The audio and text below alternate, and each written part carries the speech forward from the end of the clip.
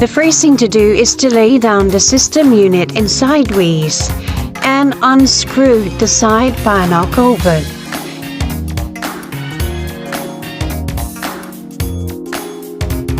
Next is to unplug the cables, starting from the SATA data cables, from the hard disk drive and from the optical drive, then unplugging it from the motherboard. It transfers data between storage devices in the motherboard.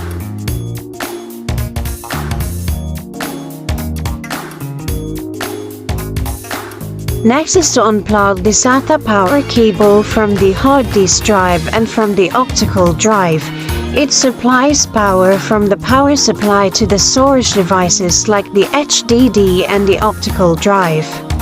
Next is to unplug the audio and USB cables. This connects the front panel's audio jacks and USB ports to the motherboard. Next is to unplug the power LED, the power switch, the HDD LED and the reset switch cables. It connects the front panel buttons and lights of the case to the motherboard for power control and activity indicators. Then unplug the ATX 4-pin power supply connector. It provides extra power to the CPU for stable operation. Then finally unplug the ATX 24-pin power supply connector. It supplies the main power from the power supply to the motherboard. Next is to unscrew the rear fan. It helps cool the system by pushing hot air out of the computer case.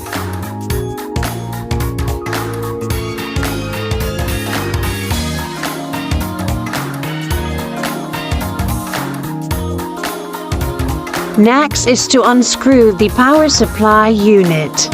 It converts electricity from the socket into usable power for all the computer components.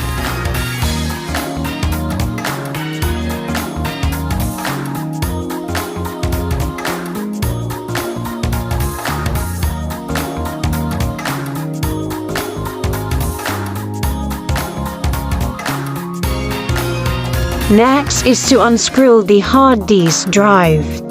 It stores data, files and programs permanently.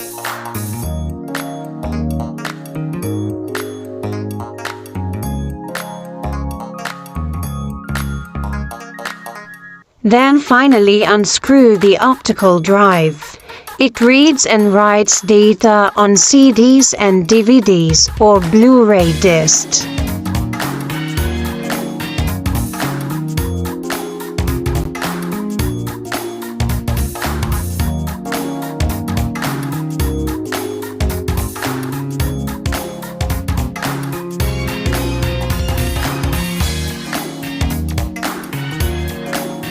Next is to remove the RAM modules from the memory slots. It provides temporary memory for programs and data the CPU is currently using.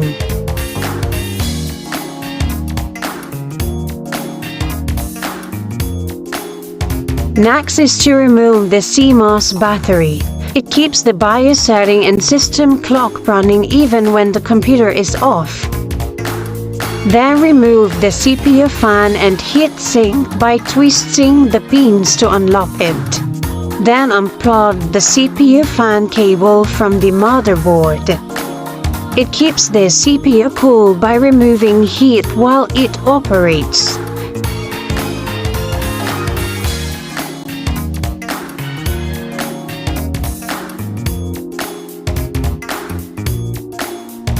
Then remove the CPU by unhooking the lever. It acts as the brain of the computer, processing instructions and running programs.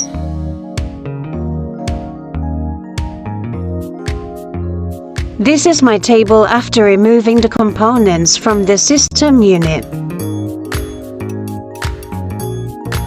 Now it's time to assemble. The last component that was removed is the first thing to be assembled.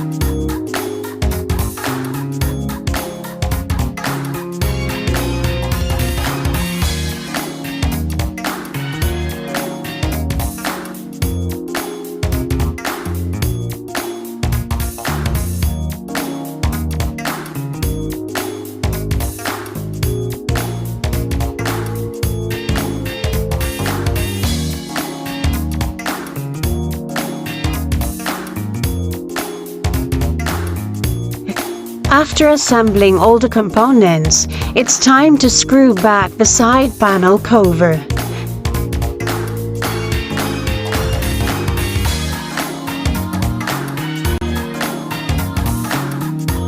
Then set upright the system unit.